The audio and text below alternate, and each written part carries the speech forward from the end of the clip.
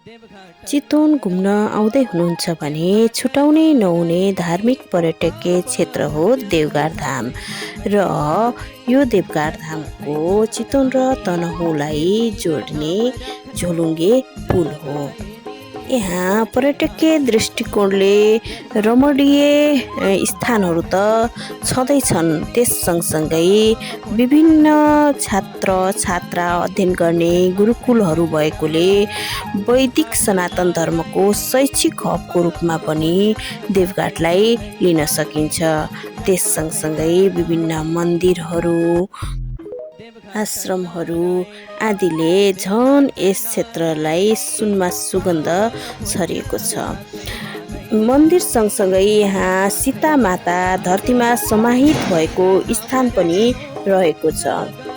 एकातिरबाट त्रिशुली र अर्कोतिरबाट कालीगण्डकीको सङ्गमस्थल बेडीमा मिसिएर यहाँको नदी नारायणी बनी नारायणघाटतिर बगेको छ। लामो समयपछिको साथीहरूको भेटघाटमा साथीहरूसँगको रमाइलो सँगसँगै यो पवित्र तीर्थस्थल देवघाट धामको रमाइलो पनि हामीले गर्यौँ।